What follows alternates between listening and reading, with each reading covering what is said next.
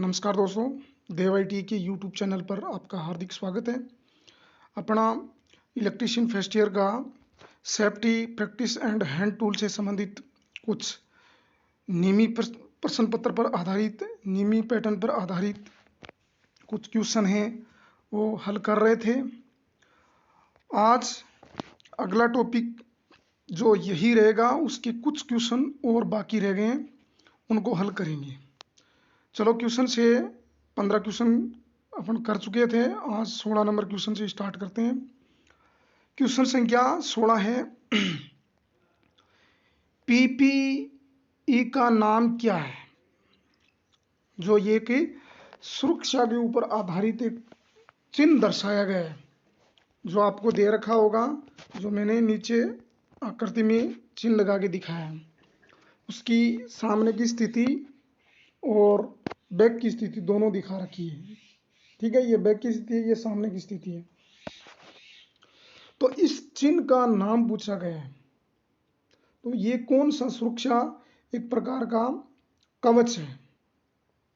तो ये कवच से क्या किया जाता है, जैसे वेल्डिंग होती है, वेल्डिंग में ये काम में लेते हैं। लेकिन इस निमी के ऊपर जो क्वेश्चन का आंसर इसने मान रखा है, वो क्वेश्चन का आंसर ये मान रखा है। लेकिन दोस्तों, इसका सही आंसर, करेक्ट आंसर होगा सी ऑप्शन अपना करेक्ट होगा। ठीक है, चलो अगले क्वेश्चन की ओर चलते हैं। इसमें कोई दिक्कत नहीं होना चाहिए। 17 नंबर क्वेश्चन है दोस्तों, अपशिष्ट निपटान विधि कौन सी जो बहुत सारी ऊर्जा को बचाती है? मतलब ऊर्जा को बचाने का काम सबसे अधिक ऊर्जा किससे बचती है? जो वो विधि होती है पुनर्चक्रण विधि। कौन सी होती है? पुनर्चक्रण, दोबारा दोहराना, उसी चीज को दोबारा निकाल के उसको दोहराते रहना, वो विधि होती है पुनर्चक्रण विधि। तो 17 नंबर क्वेश्चन का आंसर रहेगा बी। चलो अगला क्वेश्चन है, क्वेश्चन संख्या 18 है।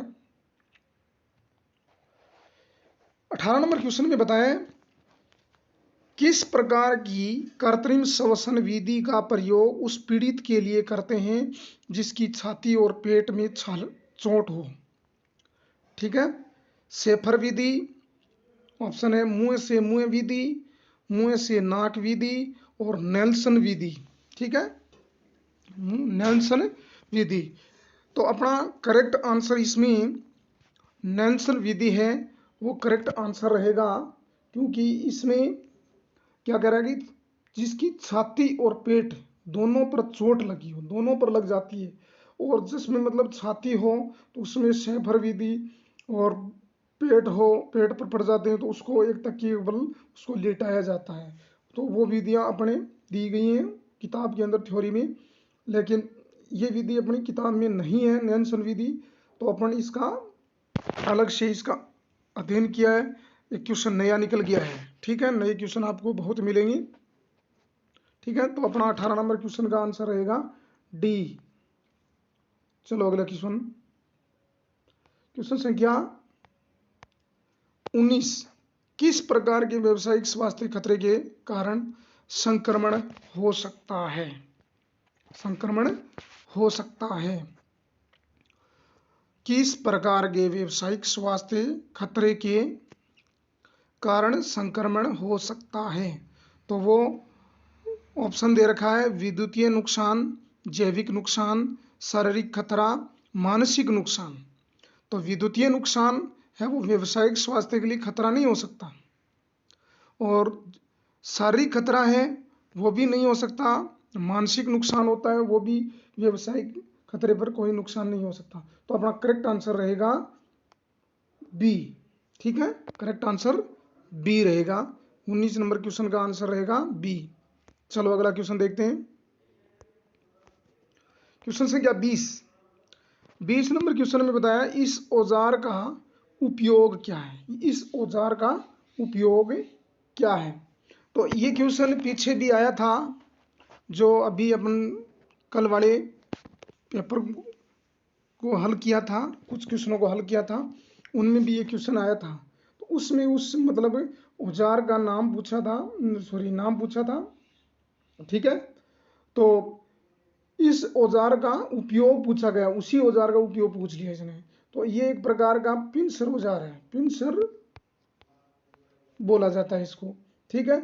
इसका काम क्या होता है, इसका काम होता है कि लकड़ी से कीलें निकालना, लकड़ी में जो कीलें लगी हुई होती हैं, पिन होती हैं, उनको निकालने का काम पिंसर का होता है। तो इस औजार का उपयोग लकड़ी से कील निकालने के लिए किया जाता है, ठीक है। क्वेश्चन संख्या 20 का आंसर रहेगा सी ऑप्शन। चलो अगला क्वेश्चन देखते हैं। क्वेश्चन संख्या 21, क्वेश्चन संख्या 21 है, दिल के दौरे से पीड़ित व्यक्ति को आप कैसे पहचानेंगे? तो रीढ़ की हड्डी में दर्द से, ऑप्शन नंबर ए में, और मुंह पूरी तरह बंद हो जाएगा, ठीक है, और पेट में अधिक सूजन हो, और होठों के चारों ओर नीलापन दिखाई देना। तो रीढ़ की हड्डी से दर्द होना, दिल के दौरे कोई मतलब इफेक्ट नहीं है, कोई सुझाव नहीं है। मुंह पूरी तरह से बंद हो, ये भी कोई मतलब ये नहीं है कि अपना पता चल जाएगी, दिल के दौरे में पीड़ित व्यक्ति को पहचान कर पाएंगे। पेट में अधिक सूजन हो, पेट में अधिक सूजन किसी भी कारण से आ सकता है, ये भी नहीं हो सकता। लेकिन अपना होठों के चारों ओर नीलापन, ये अपने को कुछ महसूस दिखाई होने लग जाएगा, तो अपन पहचानेंगे उसका कि उसमें दिल का दौरा आ चुका है, उसको अपन प्राथमिक उपचार केंद्र पर पहुंचाएंगे। तो डी ऑप्शन इसका करेक्ट आंसर रहेगा। तो क्वेश्चन संख्या 21 का आंसर क्या रहेगा? डी। चलो क्वेश्चन संख्या 22 की तरफ चलते हैं। 22 नंबर क्वेश्चन देखो, इस औजार का नाम क्या है? इस औजार का नाम क्या है? नाम पूछा है, नीचे अपने को ये औजार दिखाया गया है, और इस औजार में अपने को भागों का भी सभी औजारों को पता होना चाहिए। इसको हैंडल बोलते हैं, इसको सारे मतलब उसके जबड़ा होता है, मूवेबल जा होता है, फिक्स जा होता है, सारी चीज़ों इसकी सारे भागों का पता होना चाहिए अपने को। तो इस औजार का नाम क्या है? एक तो वायर स्टीपर दे रखा है, क्रीपिंग टूल दे रखा है, कॉम्बिनेशन प्लायर दे रखा है, और डायगोनल कटिंग प्लायर दे रखा है। तो इसमें अपना करेक्ट आंसर रहेगा वो डी ऑप्शन रहेगा, जो साइड कटिंग प्लायर बोला जाता है इसको, डायगोनल कटिंग प्लायर, विकर्ण कटिंग प्लायर,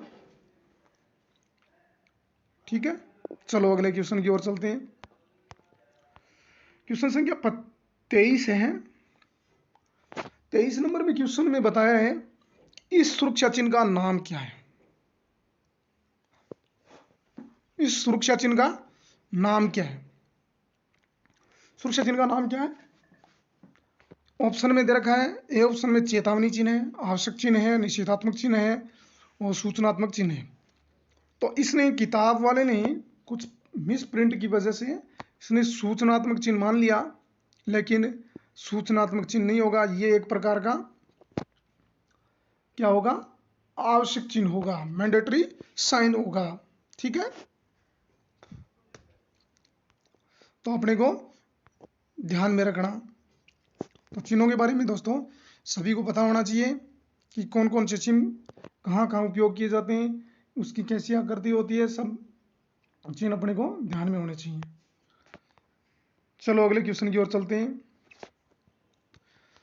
क्वेश्चन संख्या 24 है, पीड़ित के रक्त के बहाव को रोकने के लिए, पीड़ित के रक्त के बहाव को रोकने के लिए क्या प्राथमिक चिकित्सा उपलब्ध कराई जाती है? सबसे पहले पीड़ित के मतलब कहीं चोट आ गई है, चोट आने से उसके रक्त स्राव होने लग गया है, रक्त बहाव होने लग गया है, रक्त बहने लग गया है, तो उसके लिए आप प्राथमिक चिकित्सा उपलब्ध कौन कौन सी करवाएंगे? सबसे पहले तो महलम लगाना, चोट लगे हुए भाग को ऊपर रखना, चोट लगे हुए भाग को ड्रेसिंग करना, चोट लगे हुए भाग पर दबाव डालना। तो महलम लगाना ये भी नहीं हो सकता, चोट लगे हुए भाग को ऊपर रखना ये भी नहीं हो सकता, इससे रक्तस्राव बहने में रुकेगा ही नहीं।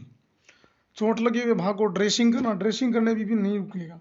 तो चोट लगे हुए भाग को दबाना, दबाव डालना उसके ऊपर, कुछ ये नहीं है कि पूर्ण दबाव डालें, ठीक है।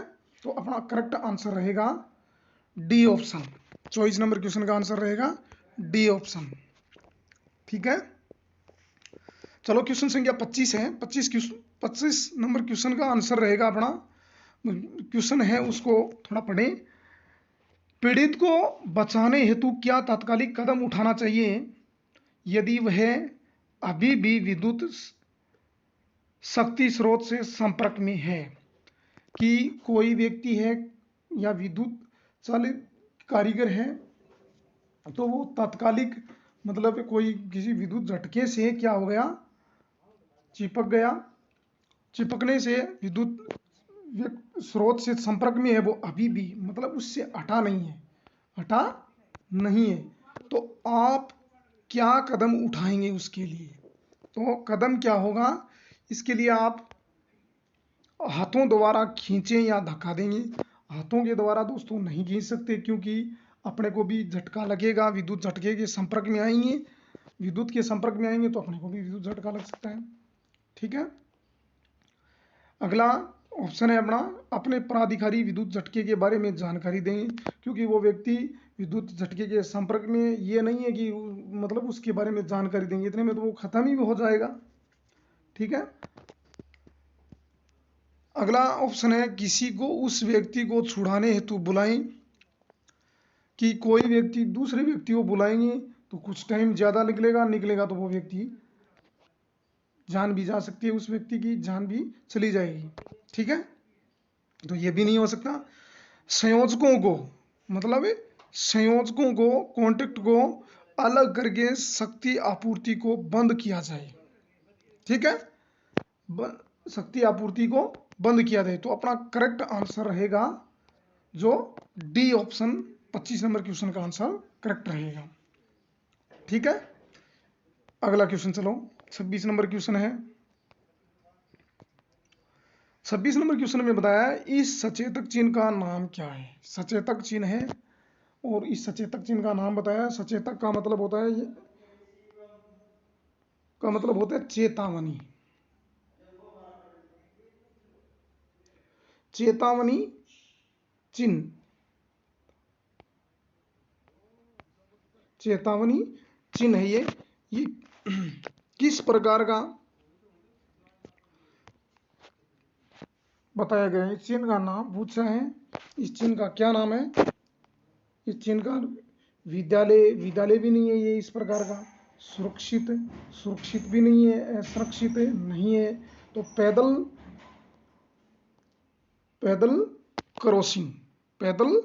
क्रॉसिंग का ये एक सिंबल अपने को नजर में आ रहा है, ठीक है।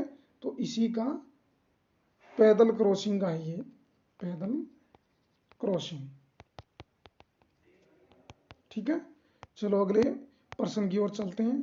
क्वेश्चन का आंसर इसी का 26 का क्या रहेगा? डी रहेगा। क्वेश्चन संख्या 27, क्वेश्चन संख्या 27 में बताया है, यदि पीड़ित को सिर में चोट लगी है, यदि पीड़ित को सिर में चोट लगी है, आगे क्वेश्चन है अपना, लगी है और वह मर रहा हो, तो उसके लिए स्वर्णिम घंटा कौन सा है? स्वर्णिम घंटा का मतलब उसका मतलब मरने का टाइम लगभग कितना होता है? तो उसका टाइम माना है 30 मिनट। कितना? 30 मिनट इसका टाइम माना गया है, ठीक है। तो इसका टाइम क्या रहेगा? 30 मिनट।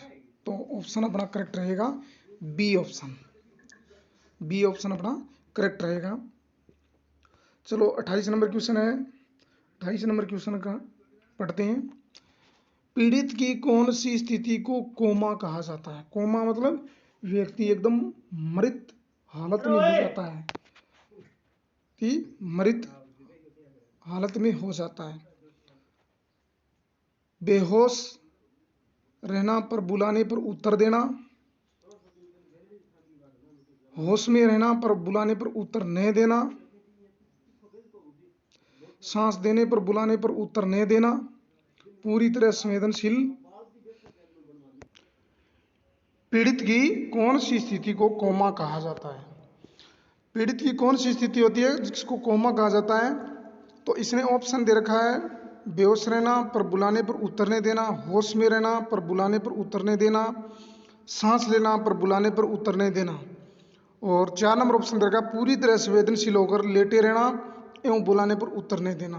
तो अपना करेक्ट आंसर इसमें क्या रहेगा? करेक्ट आंसर इसका रहेगा, करेक्ट आंसर इसका क्या रहेगा? पूरी तरह से संवेदनशील होकर लेटे रहना, बुलाने पर उत्तर नहीं देना, सांस लेने पर बुलाने पर उत्तर नहीं देना, होश में रहना पर बुलाने पर उत्तर नहीं देना। तो इसका करेक्ट आंसर रहेगा वो डी ऑप्शन अपना करेक्ट रहेगा। ठीक है, चलो दोस्तों आज इतना ही। आगे कुछ क्वेश्चन हैं वो अगले वीडियो में हल करेंगे। Thank you.